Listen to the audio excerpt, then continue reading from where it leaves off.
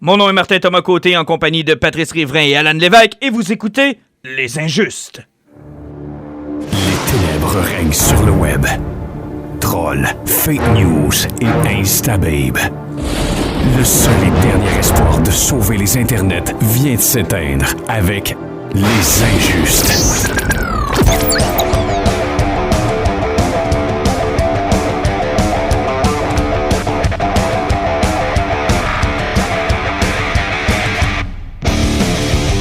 Hey, votre dose de geek mensuelle, peut-on dire comme ça? Quoique des fois c'est bimensuel, des fois c'est trimensuel.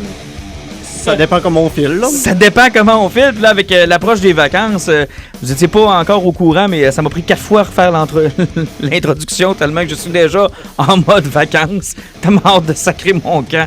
Et de peut-être justement avoir le temps un peu plus de découvrir plein d'autres trucs dans lesquels on pourra évidemment faire un podcast. Messieurs, bonsoir. Bonsoir. Bonsoir. Bonsoir. Bonsoir. Comment allez-vous? Ça va? Ça va? Juste ça va? Ouais. Oh, moi, ça va bien. Ouais, ça va bien. Comment a été votre souper hier auquel j'étais pas invité? Ah, ça a été merveilleux. Ah, Ah ouais? t'as le fun? Ouais, c'était pas pire. Mm-hmm. Vous avez parlé de quoi? De toi. Ouais. C'est pour ça que les oreilles me scellent. C'était le fun, votre petite soirée de geek sans moi, oui? C'est un party de saucisses. Un party de saucisses. Vous avez pas discuté d'affaires de geek pantoute, hein? Vous avez pas parlé de BD, vous avez pas... Philosophie, religion. nutrition, religion. Oui, politique. Même agriculture, même pas de politique. Même pas? Non, on parle jamais de politique. On s'assagit avec le temps. Ouais, on est pur. Mention spéciale à tes écouteurs qui reflètent ton âge, Pat. Superbe. Oui, écarte pas mes écouteurs parce qu'ils torchent, mon Ils sont incroyables. Écoute. Ils sont d'un brun lait, là. Le C'est- son, Ils ont même un cordon, là. Tortillé, là. là. Comme les téléphones, c'est merveilleux.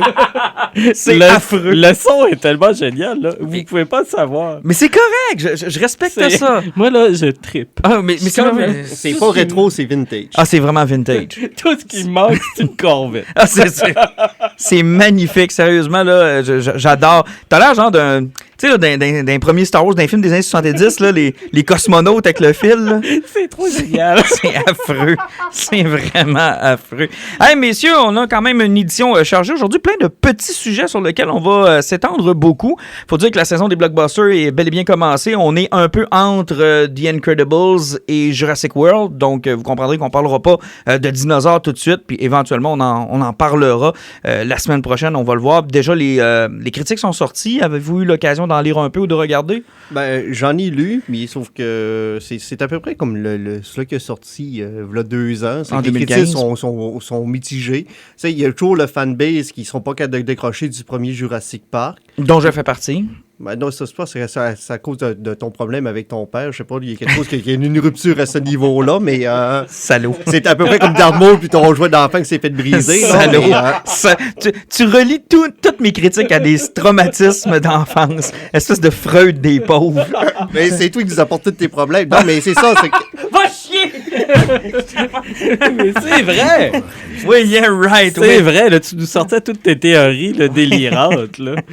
Non, c'est ça. C'est qu'on a des critiques qui sont mitigées. Il y a beaucoup de monde qui l'ont adoré, comme du monde qui va avoir craché dessus.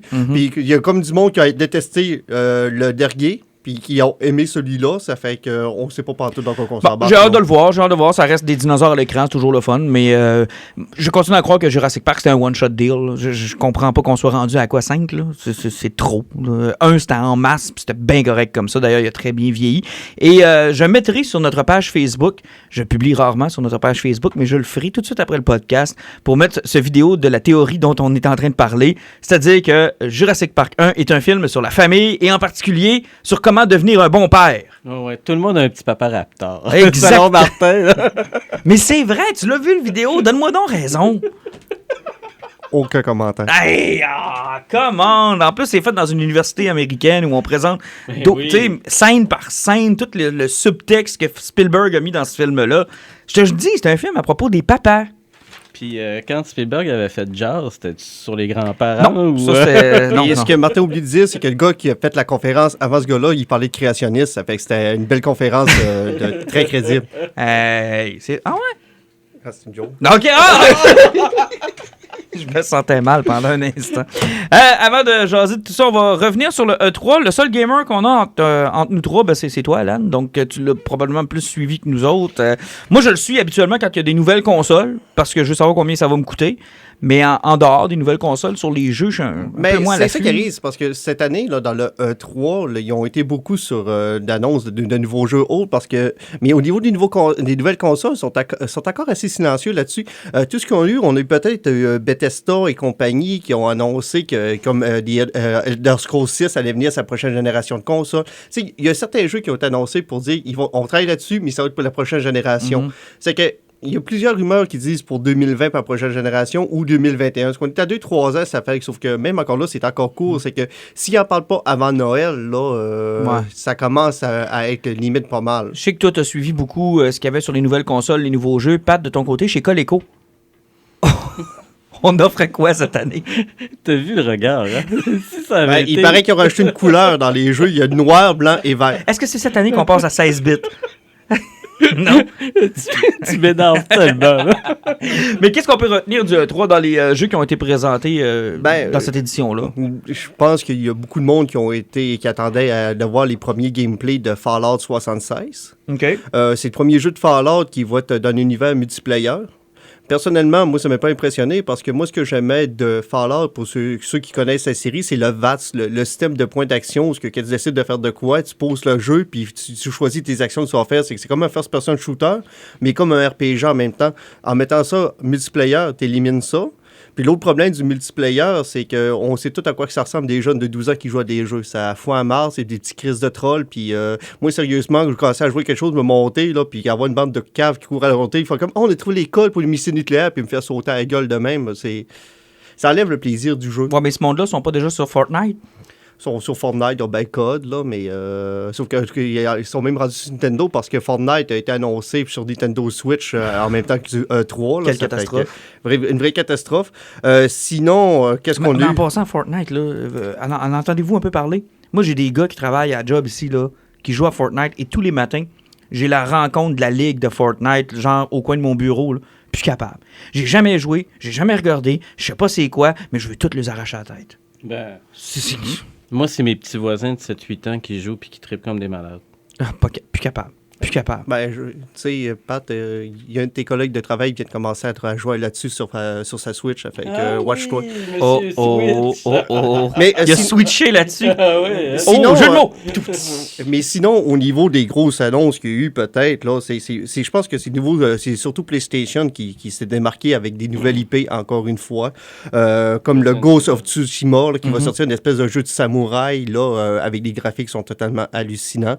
Il y a eu le Resident Evil 2, le remake, on a vu enfin une bande-annonce et surtout du gameplay. Le remake?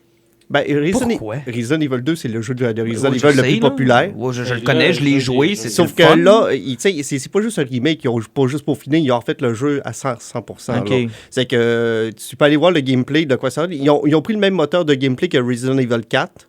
Ce qui fait qu'on va regarder un petit peu le contrôle des anciens Resident Evil, mais en beaucoup plus précis. Mais j'aimais bien celui du 5, moi. C'est parce qu'il ne faut pas oublier que Resident Evil 2, c'est pas un shooter. Ben, c'est ça. Ça fait que s'il l'avait mis comme le 5 ou le 6, ben, le jeu aurait été ridiculement facile. Là. Ça fait qu'il fallait qu'il garde un contrôle plutôt rétro, mais il fallait qu'il change du contrôle des Resident Evil 1 à 3 jusqu'à Code Veronica où c'était des images statiques, puis que tu changeais de plan de caméra, là, ben, ta croix n'était pas inversée, tu selon le plan d'avant, ça fait que tu essayais de contrôler, puis tu savais plus ce que tu t'en allais. Et la bonne nouvelle, c'est que Mila Jovovich est enfin inclus dans le jeu. Non? Ah. Je suis le seul qui veut ça? Ben non, là, elle est pognée sur Monster Hunter. Là, elle va faire une série de films sur la série de jeux Monster Hunter. C'est qu'on un beau succès. Ouais, effectivement. Sinon, ce qui m'a beaucoup surpris, c'est chez Microsoft, ils ont décidé de ramener Battletoads éventuellement. Battletoads, c'est pas le Super Nintendo, ça? Ouais, mais c'est assez vieux, ce jeu d'arcade aussi à l'époque. Okay, mais ils ont décidé de ramener ça. Puis sinon, là, ça a été assez tranquille, à part le Spider-Man là, qui va sortir aussi sur PlayStation. Mais ça a l'air foutrement cool, le Spider-Man, par exemple. Il est vraiment beau, puis il y a de l'arrêt de malade. Là. Surtout qu'en plus, ça va chercher tout ce qui a été écrit par Dan Slott dans les dernières années. Okay. C'est Negative Man et compagnie, tout est là. OK. Il y a même l'Anti-Venom aussi qui est dedans, donc c'est assez dans le récent, là, donc, au niveau du storyline là, de Spider-Man. C'est super intéressant pour ça. Parlant de ça, tu as publié sur notre page Facebook la bande-annonce de Into the Spider-Verse. C'est quoi ça? C'est un dessin animé ou c'est un film? C'est quoi? C'est un film qui va sortir. On va lâcher l'intro parce que de toute façon, là, à part dire qu'il y a eu quelques jeux, ça, de toute façon, les annonces les plus intéressantes, je les ai mis, puis sinon, c'est tout, c'est YouTube. Into the Spider-Verse, c'est un film qui va sortir avant Noël. OK. Puis c'est Lord et Miller OK. qui réalise ça. OK. Sauf que, genre, n'importe qui n'a pas suivi la bande dessinée, tu es capable d'embarquer là-dedans? Ben oui, effectivement, parce que ça n'a aucun rapport. Tout ce que ça fait, quelque chose, ça va chercher les personnages qu'on n'a encore jamais vus au grand écran. Puis ils font comme un film animé, tu sais, c'est comme du shading dans une introduction. Parce que tu te ramasses dans l'univers où Miles Morales est le personnage principal. Puis à un moment donné, il tombe face à face avec un Peter Parker qui a l'air d'avoir des alentours de 35 ans, là, puis qui est plus un héros en fin de carrière qu'en début de carrière. Puis il se rend compte que le kid, il a les mêmes pouvoirs que lui, puis il décide de l'entraîner. Puis là, tu vas avoir Spider-Gwen aussi qui va embarquer là-dedans, puis possiblement d'autres choses. Là. Sauf que, tu sais, avec Lord et Miller qui va embarquer là-dedans, ça va être un film qui risque d'être très sympathique et très drôle. De toute façon, rien qu'à voir la bande-annonce, on voit le niveau d'humour qui s'enligne là-dedans. Pendant qu'on est dans les animés How to Train Your Dragon, le troisième, avez-vous écouté cette série-là? Moi, j'ai écouté les autres, là, puis c'était absolument génial. C'est mon fils qui m'a fait découvrir ça. J'adore cette série-là. Ouais. Puis j'ai vraiment hâte. Mais ça vient de livres, ça, si ma mémoire est bonne. Des romans as-tu l'occasion des livres? Moi, j'ai déjà feuilleté une ou deux versions anglaises de ça. Là. Puis c'était vraiment sympathique. Là. Ça a l'air super bien. Puis écoute, ça va loin, là. C'est une longue série. Oui, ça a l'air d'un univers complet. Là. Comment ratatiner un dragon. Ouais, ça a l'air vraiment très bien. Puis, je me trompe pas, il y a même une série sur Netflix. Oui, il y a une série sur Netflix, puis j'en ai écouté quelques épisodes avec mon fils, justement, puis c'est vraiment très bien fait si vous avez l'occasion de tomber là-dessus. Mais les films sont superbes. Là. Sérieusement, DreamWorks ont fait une job de fou là-dessus. Le troisième devrait sortir normalement l'année prochaine. Mais le gap entre les différents films d'animation sont assez monstrueux, puis dans une industrie qui carbure aux jeunes, c'est pas évident. Tu sais, je regardais ça, je suis allé voir Incredibles 2 cette semaine avec mon garçon, puis tu sais, la personne qui a vu le premier à l'âge de 5 ans ou 6 ans n'a 21 ou 22 aujourd'hui. Là. Ouais, parce que les kids de 6 ans au moins, ça, ils tiennent pas compte de la continuité, même s'ils n'ont pas vu le premier, ça ne rend pas compte. Ah ouais, tu penses? Je suis presque sûr. Mais en même temps, c'est spécial. Là. Je veux dire, mettons que tu étais un kid qui a trippé sur le premier au bout, tu t'attendais à la suite. Là. Ça a quand même pris foutu 14 ans. Là. Avant que tu vois la suite. Oui, en même temps, c'est capoté. Là, tu sais, on prend là, on se vire de bord, puis on pense aux studios qui travaillent sur ces films-là, qui disent à chaque fois que j'en fais un nouveau, c'est une nouvelle génération de cinéphiles. Là. Je ne vais pas chercher comme les fous furieux de Star Wars ou de Star Trek ou de DC. Non, tu vas chercher une nouvelle. Je ne vais pas chercher mon bassin. Je vais chercher plein de petits nouveaux kids. Il faut que tu t'aies les... on a la preuve que ça a fonctionné. Ils ont sauté 180 millions box-office en 3 jours. C'est plus que Solo a fait depuis le début de sa sortie. Pauvre Solo. Mais en passant, c'est le film de Fantastic Four qu'on n'aura jamais. Là. Sérieusement, les Incredibles, c'est ça. Là. C'est un film de famille, de super-héros. C'est génial. Juste vous faire un petit topo. Là, ce qui est intéressant, c'est que j'avais l'impression qu'on allait laisser de côté... tu sais, à la fin du premier, c'est le Underminer qui arrive puis qui fait des menaces à la petite famille. Puis le film se termine comme ça. Puis on se disait tous, la suite, ça va être ça. Et on reprend exactement à ce moment-là dans le deuxième. Il se passe pas une minute entre le 1 et le 2. J'avais vu une entrevue qui disait qu'il y avait 45 secondes entre le premier et le deuxième. C'est spécial, c'est vraiment génial. Fait qu'on reprend à partir de ce moment-là. Et évidemment, là, rapidement, on va boucler l'histoire du Underminer parce qu'on se comprend bien que ce sera pas lui le personnage, le méchant principal du film. On met une autre twist avec un autre méchant. On essaie de réhabiliter les super-héros parce qu'ils sont interdits dans le monde des incroyables. Puis on leur comment je pourrais dire, on leur reproche encore leur intervention à la fin du premier. Fait que c'est encore la même histoire, là. C'est bon, c'est pas félicitations, on vient de vous redécouvrir, c'est qu'est-ce que vous faisiez là, puis pourquoi, puis vous avez foutu la merde plus qu'autre chose. Et on essaie de réhabiliter le super-héros avec Elastifille, Elastigirl. Et c'est très, très bon. Les enfants ont vraiment trippé. On a eu beaucoup de plaisir. Si vous avez l'occasion d'aller le voir, sautez là-dessus. C'est vraiment un très, très bon film. Hey, changeons de sujet. DC Comics, c'est qu'ils vont d'une nouvelle offensive pour attirer des gens dans leur écurie. Ce qu'on appelle maintenant le DC Black Label. Sans le savoir, les gars, on a lu la première histoire de cette nouvelle franchise-là. C'était Batman White Knight, qui s'est terminé il y a un mois ou deux de cela, de Sean Murphy, qu'on va d'ailleurs rencontrer à Québec le 1er juillet prochain. Je salue les gens de première issue qui sont contents de nous voir en passant. Ouais, ça va être génial. Ça va être absolument génial. Puis je les salue, je sais que c'est des auditeurs. Ouais. Donc, salutations à la gang, Salut. on va être là. C'est sûr qu'on va aller rencontrer Sean Murphy puis qu'on va aller faire signer une coupe de bande dessinée parce qu'on a apprécié puis on a adoré sa série. T'es même allé chercher de son travail antérieur, Oui, Alan? effectivement, là, présentement, là, j'ai lu aujourd'hui Tokyo Ghost, qui était dessiné par Sean Murphy, mais qui avait été écrit par Rick Remender. C'était trash, c'était pas nécessairement des très très très doux. Ça ressemblait un petit peu à du Ghost in the Shell, mais sans morale. Oui, mais les dessins sont superbes. Ah, Tu m'as montré les dessins tantôt. Oui, effectivement, sauf que c'était dans le trait gore et dans le trait malsain. Et quand on s'était parlé de White Knight, on s'était dit, mais quelle belle occasion pour quelqu'un qui ne connaît absolument rien de Batman ou qui ne connaît pas la continuité, qui n'a pas le goût de se casser la tête avec ça, de récupérer aussi plein d'éléments des films de Burton, des bandes dessinées, des comics, des dessins animés des années 90 et de tout mettre ça dans le même paquet, puis de juste écrire une bonne histoire, point. Et DC Comics ont visiblement eu la même interprétation que nous autres. Il y a du cash à faire là. Ben, l'affaire, c'est que oui, il y a du cash à faire là, puis en même temps, il y a tellement de lecteurs qui n'ont pas envie de se clencher 162 trade paperback pour être capable de comprendre la continuité. Tu sais, tu fais un story arc, un début, une fin, tac, il est hors continuité. Tu peux tuer du monde, tu peux faire des ce que twists tu de veux, fou. Tu peux faire une réalité alternative, tu peux délirer. Comme on jasait avant de commencer, c'est le retour au Elseworld que DC avait fait. Et ils ont eu énormément de Il y a succès. tellement eu des grandes histoires, puis des artistes, des scénaristes qui ont été catapultés à cause de Elseworld. Puis des choses qui se sont faites dans le Elseworld et qui éventuellement ont trouvé leur chemin dans la continuité. Ouais. Kingdom Come, Ouais. combien de fois on a vu le fameux costume de Superman qui venait de cette bande dessinée-là faire son chemin à l'intérieur de la continuité. Des personnages aussi qui ont été inventés dans ces Elseworlds-là qui sont venus.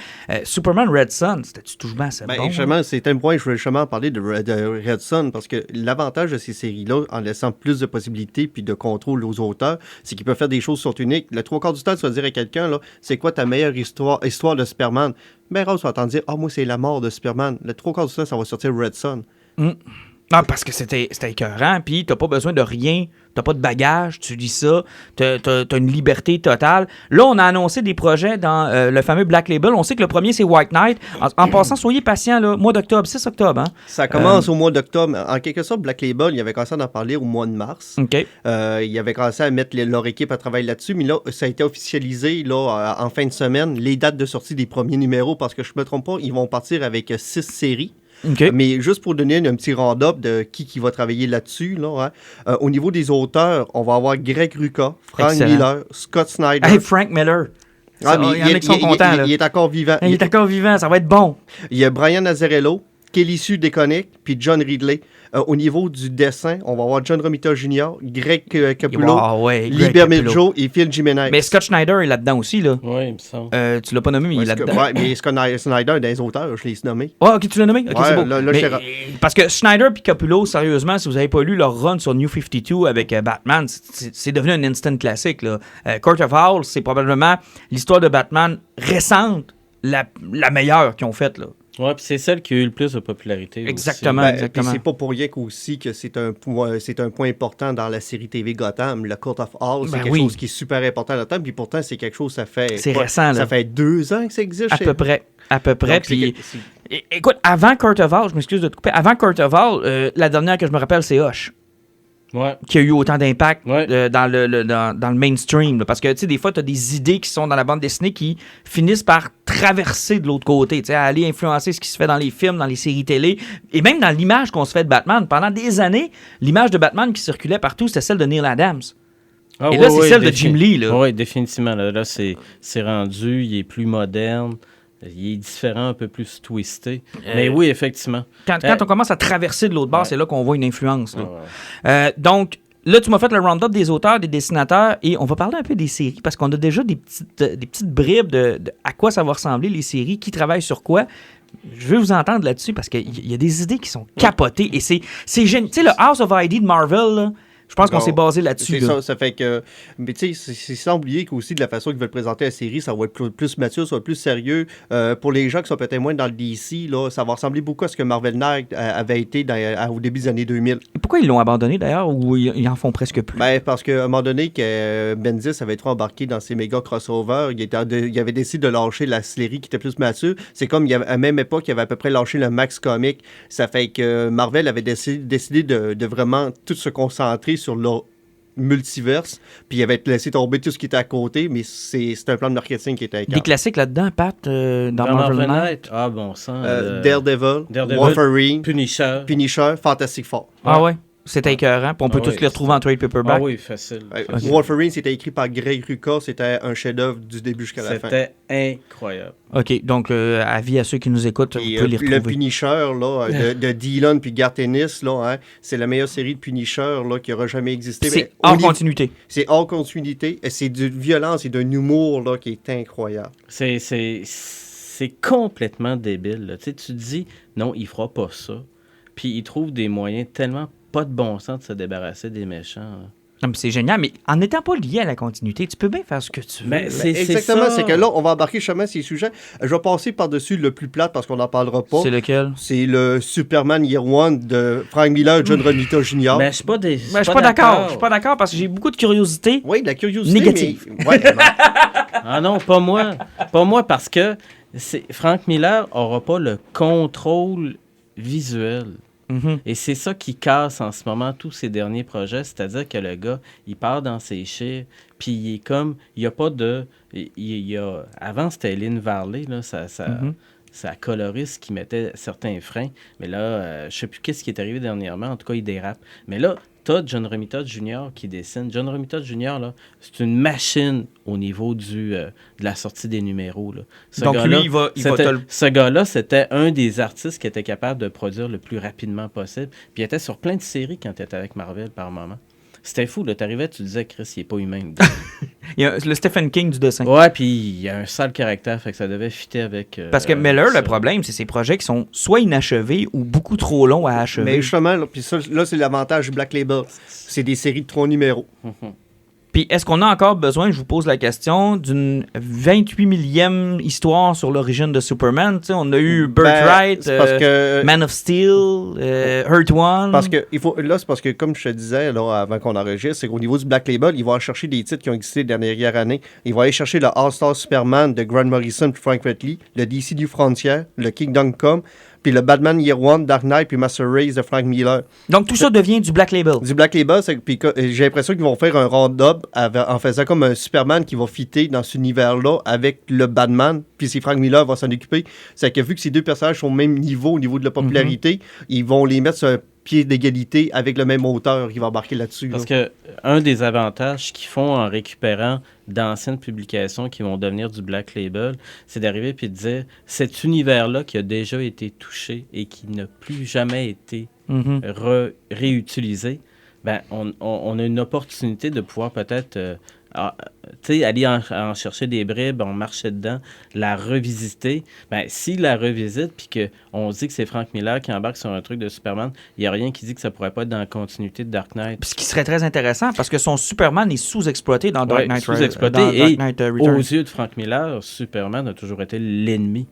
Oh oui. Là, ça serait intéressant de le voir dans une autre position. Mais non, j'ai une bonne curiosité sur ce titre-là. Puis il se montre une belle bibliothèque aussi en récupérant les titres des Elseworlds. Puis dans le fond, des graphic novels qui flottaient un peu dans les airs sans avoir vraiment de maison ou loger où on peut dire, regarde, ça, c'est du Black Label.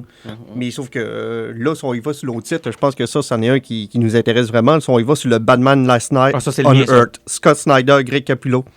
Team de feu. T'as un Batman qui se réveille dans le désert, puis que la première chose qu'il se rappelle, c'est « fuck, les machins ont tout gagné ». Puis là, il fait comme « comment je fais pour réussir à me sortir de ce monde-là dystopique où c'est le bordel total ?» Puis le seul chum qui y reste, c'est la tête du Joker qui parle encore. Hey, ça, là, quand j'ai lu ça, j'ai fait un espèce de Mad Max, un espèce de Old Man Logan, mélangé à un Terminator futuriste où tout est pété, mais mettant en vedette un Batman à la Mad Max, finalement. Là, C'est ça. avec la tête de l'autre qui parle. C'est tellement génial, un Batman à la Mad Max. Ça, parce que c'est parfait. C'est tout aller chercher la folie du personnage avec la tête du Joker qui parle. Ça va être fou raide. Puis c'est de aucune savoir si inspiration de Frank Miller par rapport à ça. Ouais, aucune, on salue Sin City. Mais on se demande si, justement, ça sera pas juste dans la tête de Batman qui est devenu complètement fou, ou si c'est véritablement la tête du Joker qui parle. Et l'autre élément que je trouve vraiment intéressant, c'est qu'on va revisiter une idée qui était intéressante de Scott Snyder et de Capullo quand ils ont fait leur run sur New 52. Ils avaient fait Batman Zero Year, où ils nous avaient présenté un Batman à cheval, à manches courtes, avec un gun dans le dos, puis avec une ville qui était assiégée par le Sphinx, où il restait plus grand-chose. Mais on sentait que par la continuité, ils étaient liés. Ils pouvaient pas aller au bout de leur idée. Mais là, j'ai l'impression que ça va être déchaîné. Là. Il a-tu appelé le Sphinx? Oui. Ouais. Oui. Le Sphinx. C'est le fun, le Sphinx. Frank Gorshin. Woo! Mais salutations à nos auditeurs de la France, bordel! Vous êtes nombreux! aux vieux comme moi qui comprennent. Vous êtes nombreux, putain! Alors, hein, on vous traduit ça en direct. Mais je les sentais liés par la continuité, puis de voir cette histoire-là, ça va être... Si on les laisse, là, on les laisse courir, là, dans le cours arrière, amusez-vous, là, ça risque d'être un titre déchaîné, ça. Ça va être bon, je vous le dis, ça va être bon. Ça, c'est sûr et certain. Puis là, l'autre projet de Batman, c'est Batman Damned de Brian Azzarello et Lee Bermejo. Le Joker s'est fait assassiner. Il y a une petite twist paranormale. Batman va chercher John Constantine pour faire l'enquête. Ça risque d'être intéressant, mais Azzarello, pas mon préféré. Azzarello, là, il a fait de bonnes affaires. C'est un bon scénariste de polar. Mm-hmm. Donc, à quelque part, c'est intéressant. La twist qui est amenée paranormale avec John Constantine, je trouve ça cool. Puis Bermejo, là, aïe aïe, lui, il torche. Il torche en vierge. C'était juste à relire Luther, puis tu vas aimer Brian Azzarello à nouveau. Là. Mais il était pas justement avec... Lee Bermejo. Hey, ça veut dire C'est que... le même team. C'est le même team. Ça veut dire que Lex Luthor, Man of Steel, ça devient un Black Label? Ou? Lex Luthor, Man of Steel, logiquement, ça pourrait être un Black Ben, Label. il pourrait l'emmener là-dedans, effectivement, parce que ça permettrait à plusieurs personnes de découvrir cette série-là qui C'est avait passé tellement inaperçue bon. à l'époque. Là. C'était Comme on a déjà tellement parlé, la série où ce que Luthor explique son point de vue sur pourquoi Superman est l'ennemi numéro 1 à battre, parce que l'être humain doit se battre pour bâtir ce qu'il y a, tandis que Superman, il est venu au monde, puis tout est venu dans ses mains. C'est là, tellement bon, cette série-là, parce que t'as vraiment l'impression, justement, que t'es dans les chaussures de Lex Luthor, puis tu finis par comprendre sa logique jusqu'à te dire, ouais, moi aussi, je vais me construire un gros saut de kryptonite, puis je vais aller y péter à la gueule. C'est vraiment un enfant. À quelque part, t'es de son bord. C'est tellement bon à lire. Ah, c'est une excellente série. Ouais, On effectivement. finit le round-up. Ah, mais c'est parce qu'il reste encore 3 titres qu'on va passer plus allons-y. vite. Bon, vas-y. On a le Wonder Woman Historia d'Amazon. Ça, c'est Kelly Sue DeConnick puis Phil Jimenez qui va être là-dessus. OK. Ça, dans le fond, c'est l'histoire des Amazones avant Wonder Woman. Greg Rucka n'est pas là-dessus non plus? Non, lui, Greg Rucka, il est sur la prochaine série. Ok, ça, ok. c'est Wonder Woman, Diana's Daughter. C'est Greg Rucka qui travaille là-dessus. Ça se passe 20 ans dans le futur, puis ça va travailler sur la fille de Wonder Woman qui doit prendre la place de sa mère. Avec qui? Avec Ouais, Superman? avec qui elle l'a eu? Ben, on va le savoir quand ça va sortir. Parce que ça, c'est intéressant. Ben, moi, oui, c'est ça. Moi, je Ouais. trouve ça complètement Effectivement, pété. parce que justement, là, ça va chercher dans quelque chose qu'on n'a jamais vu. Ouais, là. exactement. Parce qu'il n'y a que Wonder Woman qui peut recevoir le super sperme de Superman. Parce que c'était une des façons que c'était fini les pages supplémentaires de Kingdom Come. Exactement. Avec la rencontre dans un restaurant avec Batman, Superman, Wonder Wonder Woman. Woman. Puis Batman se rend compte qu'elle est enceinte. Exactement. Et quelle bonne histoire, Kingdom Come. Hey, wow. C'est-tu bon? Ça n'a pas vieilli d'une seule miette. Non. Puis l'autre série là, qui va être plutôt bizarre, c'est The Other History of the DC Universe de John Ridley. Dans le fond, ça va aller chercher les autres personnages, genre Jon Stewart, Vixen, René Montoya, Extrano, Supergirl, Katana. Mais c'est quoi leur vie en dehors du costume?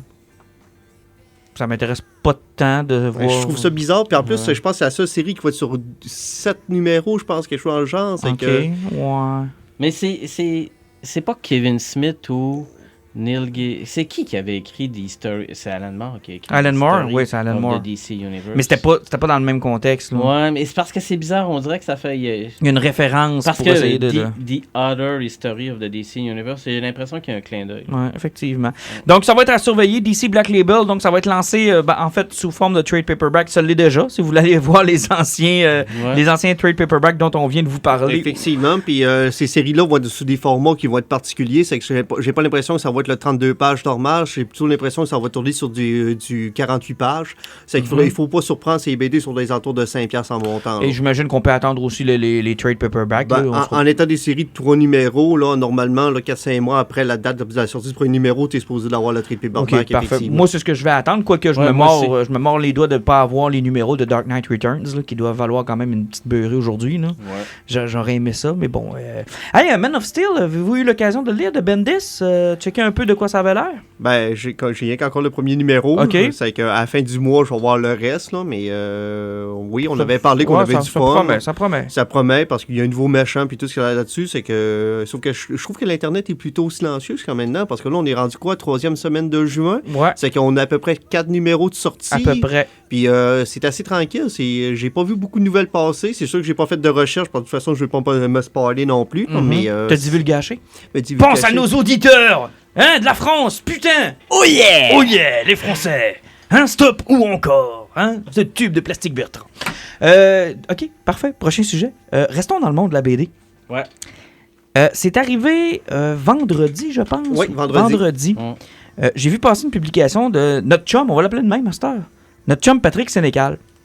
Auteur que je respecte et que j'adore, à qui on a déjà parlé dans un podcast, puis il a été hyper généreux avec nous autres. Il était incroyable. Il vient à tous les salons du livre de Saguenay. On a l'occasion de le rencontrer, de jaser avec. Gars super accessible.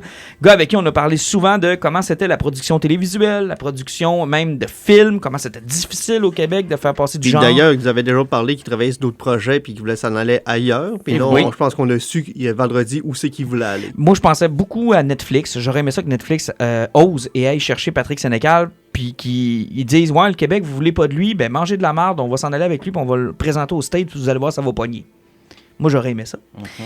Cela étant, il s'essaye encore avec nous autres. Hey, le gars, il veut, là. On y enlèvera pas ça, là, il veut. Ce qu'il lance, c'est un projet de bande dessinée, donc de graphic novel, donc pas de numéro, là. On passe directement au trade paperback, on passe directement au gros format de bande dessinée. C'est une adaptation de un de ses romans les plus populaires, qui a maintenant 20 ans, Alice, qui est mon roman préféré de Patrick Sénécal. C'est le plus populaire de Patrick Sénécal. C'est le meilleur. D'ailleurs, vous avez reçu l'édition grand format, là. Oui. Si vous ne l'avez pas encore, parce que je sais qu'il ne se faisait pas dans ce format-là quand ça a sorti, vous pouvez aller le chercher dans tous vos bons libraires, mais particulièrement là où Pat est. Parce que c'est toujours le fun d'aller jaser à Pat en passant. Oui, puis je suis tellement fin. Ah, t'es un homme tellement agréable. Bon, il est vieux, mais il est agréable. Il est surtout grincheux. Et grincheux aussi. Cela étant, donc le projet, c'est Alice en bande dessinée. Peux-tu me rappeler qui est le dessinateur? C'est Jake Dion. OK. Puis c'est qui ce gars-là? Jake Dion, là, il a travaillé, il a fait un paquet d'affaires. On l'a vu, là, il fait des collaborations là, au niveau de la BD américaine, tout ça. Mais dernièrement, là où on l'a plus vu, c'est sur l'adaptation de Turbo Kid en bande dessinée. C'était-tu bon? C'est écœurant. Ouais, j'aurais aimé ça. Ça touche vraiment, là, c'est en collaboration avec la gang de Turbo Kid. C'est son univers éclaté, trash, complètement pété, là. Le gars, il a foutrement du talent. Il dessine super bien. Il est hyper sympathique. Il me semble que la semaine prochaine, là, il est à Québec pour la présentation d'un autre de ses projets, là, avec 3 tueurs en série qui sortent d'une asile et qui décident de faire un ménage, là. Je me souviens pas du nom de la série, mais on l'a reçu au magasin, puis encore là, un autre de ses projets complètement pété. Et il dessine super bien. Tu nous as envoyé des vidéos, Alan, là, c'est merveilleux, là. Oui, puis aussi, c'est quand même l'artiste qui travaille ses covers des derniers romans de Patrick Sénécal aussi. Là, donc les deux gars se connaissent, décident de partir un projet qui s'appelle donc Alice, l'adaptation du roman en bande dessinée. Et on passe ça sous forme de Kickstarter. Ben, c'est sur le Ulule, dans le fond, le site, là.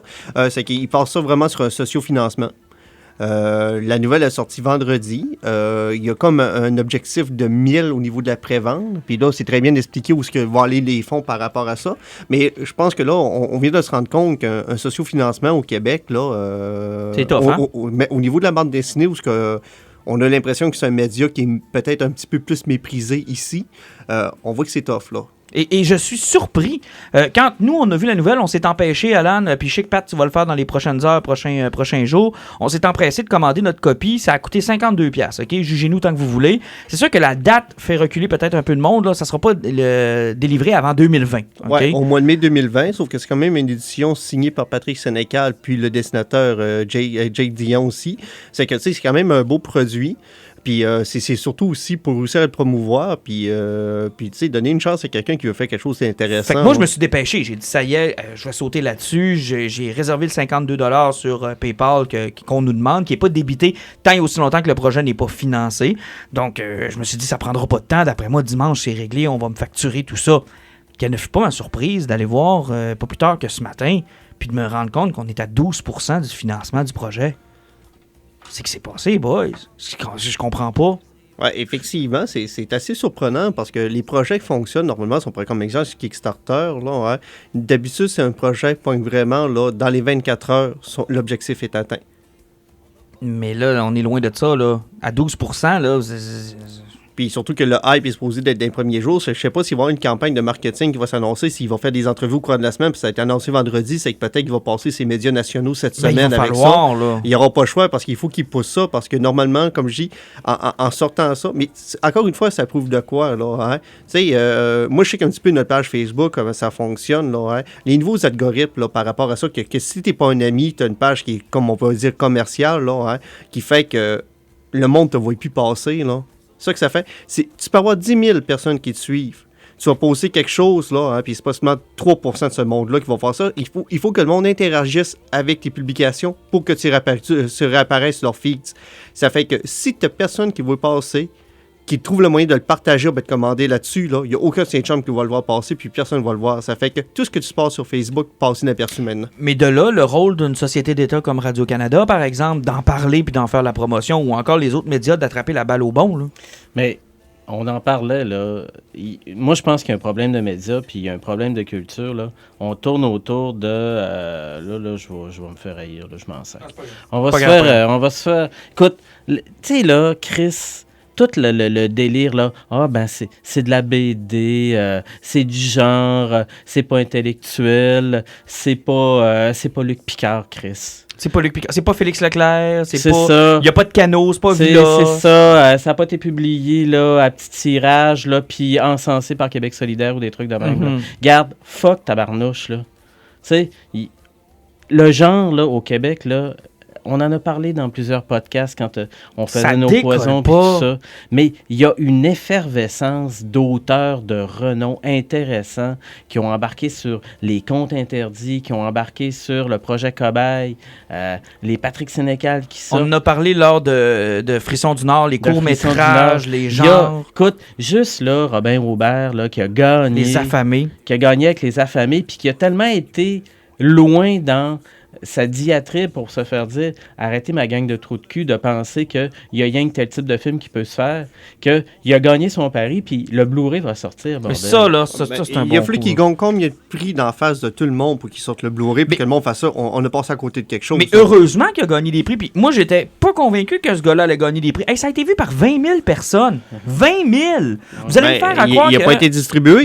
Vous allez me faire à croire qu'il n'y a pas plus que 20 000 personnes qui auraient voulu voir ce film-là. Vous m'aurez pas, là. Non, c'est impossible. Je comprends pas. Tu sais, là, tu prends là, les gros propriétaires de salles, là, comme le gars de Gouzeau, là, ou ben nous Vincent autres, là, ou nous autres, là, notre gang de gars avec des étuis à violon. Oui. D'ailleurs, on les salue, hein, on les aime beaucoup. La gang d'André Rieu. Oui, c'est ça. Oui, c'est exactement, ça. Les André Rieu. Les André Rieu de... Oui. Non, fait que, tu sais, eux autres, là, si c'est pas un blockbuster, si c'est pas familial, si ça rentre pas dans certains créneaux, là, ils vont chier dessus.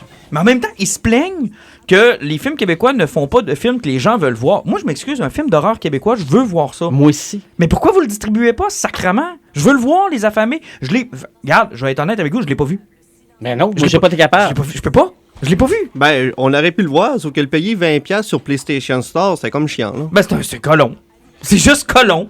Et là, la sortie Blu-ray, qui est d'ailleurs prévue en juillet, c'est une excellente nouvelle, puis c'est sûr, je vais l'acheter. Je vais être là. Moi, je vais être au rendez-vous si vous me donnez l'occasion de pouvoir vous encourager. Le problème, c'est que, je pense que tu as mis le doigt dessus, on vous boude avant même que ça commence. Hey, Turbo Kid, comment ça se fait que Turbo Kid est reconnu partout à l'extérieur de la province. Ça a eu un succès fulgurant partout, sauf ici. Ouais. Tu sais, ici, là, c'est cloisonné dans les festivals de genre. Puis après ça, là, Mais je te pose la question, Pat. Est-ce qu'il y a aussi un peu de retenue de la part de ceux qui tripent sur ça? Je m'explique, là. Tu sais, que ça fait leur affaire que ça soit pas super connu, puis qu'ils veulent pas que ça devienne commercial, puis que ça trippe entre eux autres. Ben là, puis... ça, c'est comme les foutus hipsters, là. L'affaire, c'est que, tu sais, si tout le monde haït ça, moi, je vais aimer ça. C'est parfait comme ça. Mais si tout le monde se met à aimer ça, mais moi, je peux plus aimer ça, puis je peux même plus m'appeler comme ça. Ouais. Y a-tu un peu de ça aussi? Ben, moi, je pense plus que le problème ici au Québec, là, comme il y a plusieurs auteurs, réalisateurs qui en ont parlé, c'est au niveau du financement. Si t'es pas un chum, là, Ça marche pas. Ça marche pas. Puis si tu suis pas la ligne d'idée des chums, ça marche pas non plus. Là. C'est terrible, là. Hey, Denis Arcand, j'ai reçu la convocation de presse cette semaine là, pour son nouveau film. Là. Hey, ils en mettent. Puis la Bolduc, c'était orgasmique. Là. C'était une orgie. Là. C'était impossible que ce film-là fonctionne pas. Ils ont réussi à faire performer un film sur la Bolduc alors que c'était plus Noël, qu'il n'y avait plus de neige dans les rues. C'est ultra traditionnel. Tu sais, je veux dire, ils ont mis là, le paquet pour que ça fonctionne, mais ils font pas la même chose pour les films de genre. Ils le font pas. Ça les intéresse pas. Tu sais, puis on parle de films de genre, là, mais tu sais, on peut gratter plus loin, là. Tu sais, il y a eu un film, là, qui est sorti, là, un jeune film québécois avec des adolescents qui s'appelle Solange a du fun, là. Mm-hmm. Alors, en avez-vous entendu parler? C'est la première fois que... c'est la première fois que j'en entends parler. C'est un truc complètement délirant avec des jeunes qui décident, c'est carrément plus sur des jeunes filles, là, qui décident que... tu sais, eux autres, ils veulent expérimenter sexuellement tout ça. Fait que là, bon, ça va graviter autour de ça. Puis le lieu de rencontre ultime, nous autres, on l'a connu quand on était plus jeunes, c'est le club vidéo. Mm-hmm. Donc, eux autres, ils travaillent comme dans une espèce d'affaire, puis ça tourne un peu autour de ça. À quelque part, là, pourquoi ce cinéma québécois-là, là, on n'en a pas parlé, on n'en voit pas, on n'est pas capable d'aller les voir, à part de se taper là, un foutu lundi soir dans un ciné-club que tu n'es même pas sûr que tu vas aller voir parce que tu n'as jamais une diffusion ou bien une publicité. C'est quoi les mots ça me tente pas de m'enfermer là, c'est vraiment pas. Là. À quelque part, là, tu sais, fuck, ça serait le fun que les salles, on sorte de... On est pris en otage par notre propre culture québécoise. Puis l'affaire, c'est que ça pousse des créateurs comme Patrick Sénécal de se tourner vers la bande dessinée. Et visiblement, ce qu'on regarde, c'est que ça pogne pas plus. Tu sais, il y a une bonne base, Patrick Sénécal, de lecteurs. Comment se fait-il que ces gens-là sont pas au rendez-vous? Il y a une base de lecteurs de romans. Il n'y a pas une base de lecteurs de BD, Patrick Sénécal. Comme il n'y avait pas un public de cinéma, Patrick Sénécal. L'idée, c'est de faire, tranquillement, pas vite, évoluer la mentalité pour que les gens aillent vers ça. D'où le fait qu'on en parle. Mais bon, tu sais, là, on fait beaucoup de chiolage, mais il faut qu'il y ait plus de monde que ça qui embarque sur le projet. Il va falloir que ça bouge, là. Je veux pas que ça soit abandonné. Moi, j'ai mis mes billes là-dedans, puis je veux voir le projet arriver, là. J'ai vu les dessins, j'ai vu les esquisses, j'ai vu... puis c'est disponible à tout le monde, là. Pas juste nous trois, là. On n'a pas eu d'accès privilégié. Oui, effectivement. De toute façon, je l'avais mis sur notre page, et que c'est facile à y voir. T'sais, on peut accéder au site, rien que voir les petites esquisses qu'il y a sans avoir besoin de participer. Puis, tu sais, on peut même choisir si on veut pas mettre le 50$ pour avoir la BD comme ça. On peut mettre un 20$ pour avoir la version numérique. C'est que ça, 20$, il n'y a pas de shipping, tu sais. Sauf que t'aides quelqu'un à sortir un produit. Mais on dirait que le monde ne voit pas ça comme ça. Tu vas faire partie peut-être de quelque chose qui va partir là, de plus grand. Qui sait qu'est-ce qui peut nous réaliser après effectivement, ça, par après, ça ouvre la porte à plein d'autres possibilités. Là, puis on peut-tu aussi dire aux maisons, écoute, je connais pas l'histoire, j'ai pas parlé à Patrick Sénécal, j'en ai aucune... Mais quelle gang de chicken de l'envoyer dans le sociofinancement, pareil, là? Je peux pas croire qu'il n'y en a pas un qui a pris le risque de vouloir peut-être... Ouais, ou en même temps, peut-être qu'eux autres qui ont décidé d'essayer... D'avoir une liberté totale. Il y a tellement de belles initiatives Kickstarter, là. On parle juste, là, de la renommée Kickstarter des board games, des jeux de société, là. Ça, là, c'est incroyable, Kickstarter. Là. Effectivement, ce que Kickstarter a le problème, c'est que quand ça plante, tu perds ton cash à peu près. Puis ça arrive souvent. Ça, c'est le guess à prendre. Tandis que là, il n'y a pas de risque parce que si ça ne fonctionne pas, il y a rien. Mais la façon qu'ils veulent faire en sociofinancement, là, la façon que c'est expliqué, là, hein, c'est aussi que quand tu publies quelque chose, puis c'est un éditeur qui s'en occupe à 100%, là, tu n'as rien. Tu travailles comme un malade pour pas grand-chose. Puis t'as pas la liberté créative. Effectivement, là, ils ont une liberté créative, puis en plus, ils s'assurent d'être énumérés en quelque sorte pour la job qu'ils vont avoir mis dans le projet. Oui, puis ça, je le comprends. Oui, parce que le marché du livre n'est pas un marché tendre. Tu sais, t'as la guerre en ce moment entre les distributeurs et les éditeurs. Puis entre les maisons d'édition, par exemple, européennes, qui arrivent et qui disent le crise de distributeurs québécois qui me bloque, ou bien certaines chaînes ou certains libraires qui arrivent et qui disent « Je suis jamais par mon distributeur qui me gêne. » Donc, est-ce que Patrick Sénécal et Jack Dion ils ont décidé de dire « Bon, on est nos éditeurs, on va se socio-financer. » Ça a été dur, ça. Oui, hein, c'était pas facile, ça. Écoute... mais c'est correct, tu l'as. J'étais pogné comme dans une boucle. Mais, donc, je pense que le milieu du livre, en ce moment, est pas tendre avec des initiatives comme ça. Mais écoute, la BD québécoise est hyper forte. Là. Tu sais, ils sortent des affaires complètement géniales. Il y a des tirages modestes, mais quand même, il y a de foutues bonnes maisons. C'est vivant. C'est très, très, très vivant. C'est vivant. On n'est pas, puis on n'est pas obligé de tout faire comme Yannick Paquette puis de partir pour Marvel puis DC. C'est pas, non, exactement. Là, c'est pas ça. Puis il y a plein d'affaires qui sont super capotées. Puis tu arrives, puis là, tu dis... j'ai retrouvé le nom là, de la BD que je vous parlais tantôt de Jack Dion. Là, c'est Jardin mécanique. Là. Okay. Ça sort d'un asile d'aliénés. C'est complètement mais c'en est-tu un qui pourrait être recruté par des grosses entreprises comme DC ou Marvel? C'en est-tu un qui Sûrement, pourrait... il me semble qu'il a déjà travaillé, Jack Dion, pour une des deux grosses compagnies. Oui, il me semble. S'il nous écoute, on s'excuse, hein, d'où on a un blanc en direct. Écoutez, en même temps, là, on n'est pas des spécialistes. Là. Non, on jase entre nous autres, on triple. On ne va pas chercher l'historique de tout le monde. Là. Fait que moi, je vous demande, là, à tous ceux qui nous écoutent, là, je sais qu'on a quand même on n'est pas les plus écoutés au monde, mais je pense que les gens qui nous écoutent sont dédiés, puis ils nous parlent, puis ils nous envoient des commentaires, puis c'est toujours agréable de discuter avec vous autres. Si vous avez un petit 20, un petit 30, un petit 40, vous êtes un amateur de Patrick Sénécal, puis je m'adresse surtout à ceux qui dépensent déjà des 50$ pour des livres américains, là. Tu sais, je veux dire, je pense à Alan, là, puis je suis content qu'Alan ait déjà réservé sa copie. Alan, c'est le genre de gars qui achète la série des Turtles au complet d'une one-shot, là. Fait que je l'aurais trouvé vraiment comme chien qui me disent qu'il n'y a pas 50$ pour Patrick Sénécal. Ouais, mais en même temps... après Turtles, ça m'aurait comme pas surpris plutôt. Ouais, mais je t'aurais trouvé chien. Je t'aurais fait comme comment tu peux encourager autant IDW puis pas juste encourager quelqu'un de chez nous. Mais c'est des tortues mutantes. Oui, mais il y a une orgie où se pisse dessus dans la liste. Avec des tortues? Non, il n'y a pas de tortues, par contre. Juste ça. Hein. Ça m'a traumatisé, ce bout-là. C'est incroyable. Ce bout-là m'a traumatisé. Là, l'espèce d'orgie de la fin, là, c'est horrible. Ou c'est un vieux fantasme inavoué. Là.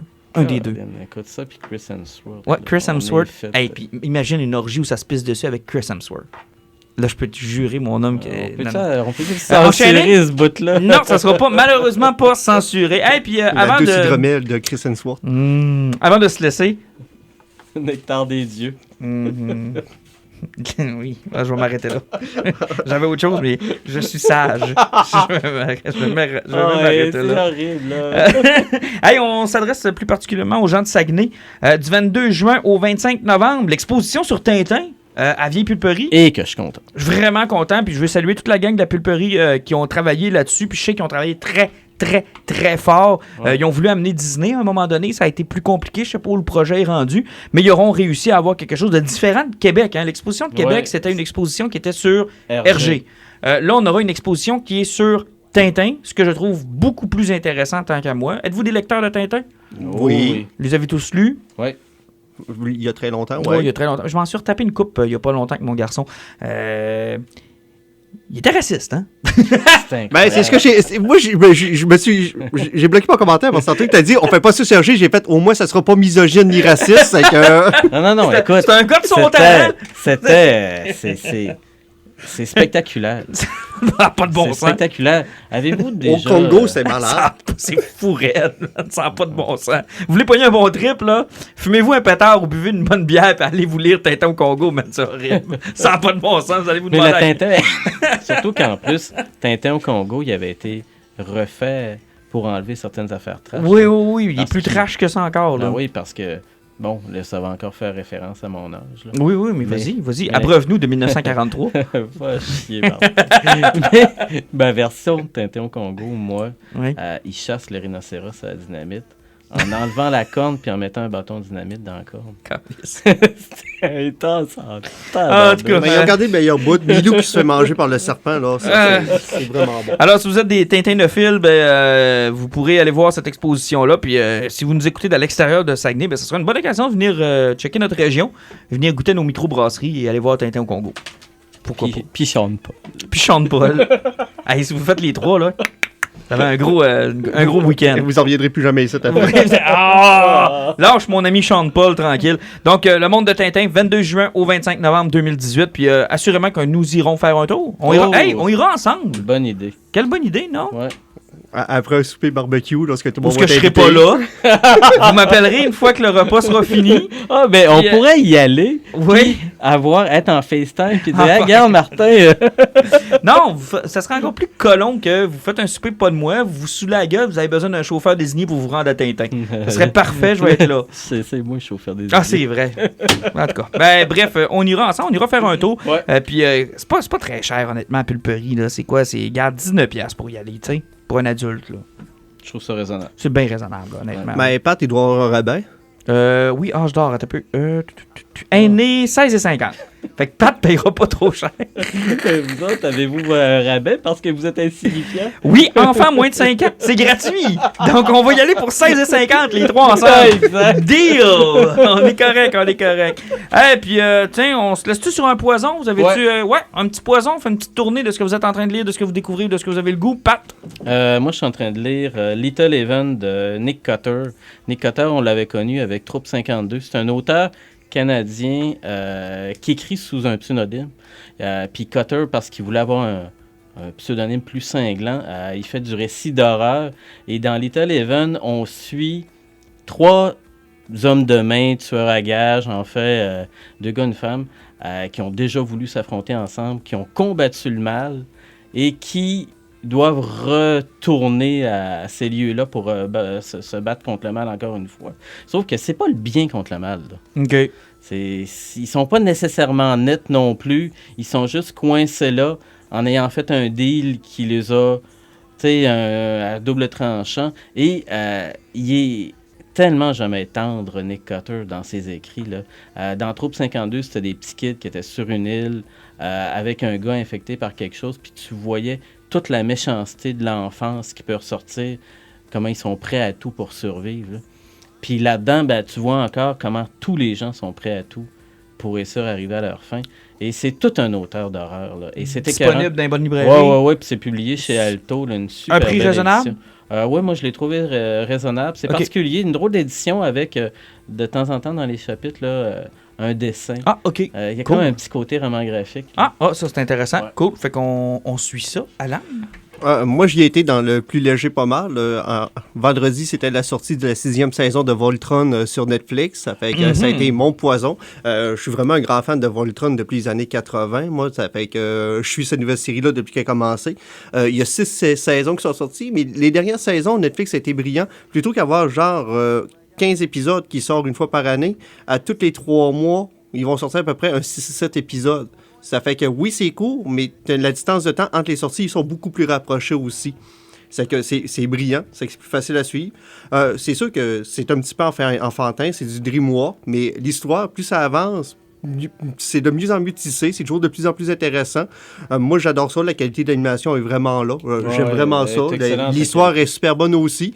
Ou sinon, c'est quelque chose de merveilleux écouter avec ses enfants. Là. Ça fait que, au niveau de la violence, c'est très léger. Là. C'est quand même des gros robots qui se tapent dessus. Là. Mais, puis même les séquences d'action sont super bien faites, c'est super fluide. C'est un gros must à suivre, puis ça s'écoute tout seul. De mon côté, je vais y aller avec Hellboy. C'est un peu ça que je suis en train de découvrir parce que j'étais de ceux qui avaient passé un peu à côté, qui avaient vu les 2 premiers films. J'avais bien aimé le 2e en particulier. Je connaissais pas beaucoup l'univers. Je suis agréablement surpris. Une espèce de X-Files mélangé à du Lovecraft mélangé à... Il y a beaucoup de styles d'influence dans ça. Et le omnibus est magnifique. Sérieusement, il est magnifique. Il est pas très cher, surtout. Non, il est vraiment pas cher. Une $30, vous allez avoir le premier volume. Le 2e sort bientôt, je pense. Rendu au mois de septembre, les 4 sont sortis. Les 4 sont sortis, donc vous aurez la collection complète. Ouais, en dehors des chroniques. Les 4, puis il y a les side stories, ouais, qui vont avoir 6 tomes au total. Exactement, puis je te dirais que j'en suis à la moitié. Évidemment, le travail fait en sorte que j'ai eu un peu moins de temps pour moi, mais gars, je m'en vais en vacances cette semaine, puis assurément que ça va faire partie de ma liste de terminer ça. J'ai mon Superman Earth One 2e volume qui est en route, donc ça aussi, j'aurai l'occasion de le lire en vacances. Et je vais me taper le Wonder Woman de Earth One aussi avec Yannick Paquette parce que éventuellement, Pat, on va au Comic-Con de Montréal. Eh oui. D'ailleurs, on n'aura probablement pas de podcast avant qu'on y aille, je pense pas. Ben, normalement, oui, on est supposé en avoir un. Ok. Parce qu'on va l'en faire un le lendemain du... Tu sais, Le lendemain de Sean Murphy. Le lendemain de Sean Murphy, là, veut Ouais. pas, c'est un férié, possiblement qu'on va réussir à profiter pour le Exactement. faire. Mais parlant de Hellboy, comment tu trouves les palettes de couleurs de Mignola? La façon qu'il travaille là-dessus? Tu sais, avec son... Quoi, il y a au maximum 4 ou 5 Il y a couleurs pas- par ouais. part? Ouais, c'est Au spécial. C'est spécial. Des fois, je trouve ça difficile à déchiffrer. Il y a des fois que je me dis... oh, Surtout, il n'y a pas de jeu d'ombrage. C'est toujours des Non. couleurs qui sont pleines. Ça C'est- fait c'est, qu'il y a vraiment un travail artistique qui est bizarre là-dessus. Puis, La moitié, en plus, est sur des pages noires. C'est pas évident pour les yeux. C'est pas super. Mais non, c'est intéressant. Puis le fait que ça m'a pris plus de temps à lire, c'est un peu ça. C'est rare, des fois, les graphic novels où tu peux t'arrêter. Ben, moi, j'essaie toujours de porter une attention à ça. Mais il y en a que... Tu sais, Wire de la semaine, là, c'est tellement dessiné commun que je m'attardais pas beaucoup à l'art. J'y allais vite, puis c'était vraiment le texte qui m'intéressait. Puis, mais il y a des graphic novels où tu t'arrêtes pour regarder. Puis Mignola, c'est ça. Là, tu t'arrêtes pour regarder, puis wow! Ouais. Tu le déchiffres, tu le lis Ouais. en même temps que le texte. Ah, il est hallucinant, Mignola. Là. C'est Il a superbe. un talent complètement délirant. Hey, je t'entendais parler là, que tu avais vu les 2 films, puis là, on parle des trades. Vous souvenez-vous des deux animes, des 2 dessins animés de Non, mais Hellboy? j'en ai entendu parler Hey, beaucoup. C'était bon en tabarnouche. Là. Je les ai, moi, ça. Moi aussi, je les ai. Et que c'est bon. Mais ça. moi, en fait, mon seul souhait après avoir lu après avoir vu le travail qu'ils sont en train de faire sur Hellboy, c'est que j'aimerais qu'on puisse enfin le faire sur Spawn d'une façon plus logique et plus abordable. le projet de Spawn en film, là, présentement, il va plus ou moins bien parce qu'il paraît qu'il... il y a un Eric Salvaille là-dedans. Là. Ouais, effectivement. Là. Ça, c'est l'autre problème. Là. Mais, non, mais je veux dire, je parle des graphic novels. Spawn, c'est pas... Il manque plein de numéros, c'est tout croche, ça coûte un prix de fou. J'aimerais ça qu'on ait un projet omnibus avec Spawn. J'aimerais beaucoup ça. Ils ont essayé, des omnibus. Ouais, ils ont essayé, mais c'est à tout croche. chaque fois qu'il la reboot, il revient avec les 2 premiers, ses origines. c'est ça. Les seuls qui avaient vraiment existé, je les avais achetés à boutique à Pat dans le temps. Là, ouais, puis même là, il s'était rendu au numéro 100 kek. Après, il avait commencé à sortir quelques trades paperback. Puis comme j'avais déjà dit dans un podcast précédent, ça arrête au moment où que Spawn meurt, puis que c'est un blanc qui avait pris sa place. Je me rappelle pas de son nom. Puis après, ça a recommencé quand... McFarlane est revenu puis il a relancé Spawn avec le numéro 1 qui est suivi par le 250 en ramenant vraiment le Spawn originel. Mais sauf que il y a comme un Il y a un gap, là. Il y a comme un Puis gap. c'est mal fait, puis honnêtement, ça coûte un prix de fou, puis c'est mélangé. Là. Des fois, t'en pognes un d'une édition, puis là, tu risques d'avoir des numéros en double ou en triple. Et sans compter le L-Spawn, le c'est médiéval le Spawn et compagnie, Curse tout est mélangé. Le shit, Curse là. of Spawn. Spawn. Sam and Twitch. Mais Sam and Twitch, c'est que c'était bon. Oui, effectivement, mais j'aimerais ça qu'on ait un projet un peu comme IDW avec Ouais. Teenage Mutant Ninja Turtle, d'avoir quelque chose de plus cohérent. Mais qui sait, peut-être qu'ils sont nos auditeurs. Peut-être. Peut-être. Les boys, on se lâche là-dessus. Notre prochaine rencontre, c'est le 1er juillet. On s'en va voir Sean Murphy à Québec. Yeah. Librairie Première Issue, si vous avez l'occasion de vous y rendre. Ça risque d'être une rencontre super intéressante. Puis en passant, le gars, là, il est en vacances. Puis c'est lui qui a demandé, y a-tu une boutique de comics dans le coin? Je veux aller signer, je veux rencontrer mes fans. Ça, c'est incroyable. C'est génial. Et sérieusement, que Première Issue décide d'ouvrir en fête nationale. Ah, le chapeau, là. C'est Chapeau. bravo, là. Bravo, puis assurément, nous, on va être là. Oui. Puis si vous voulez aller mettre un petit 20, un petit 30 ou un petit 50$ sur Alice, sur notre page Facebook, vous avez le lien pour le faire. Ciao, bye, les gars! Salut!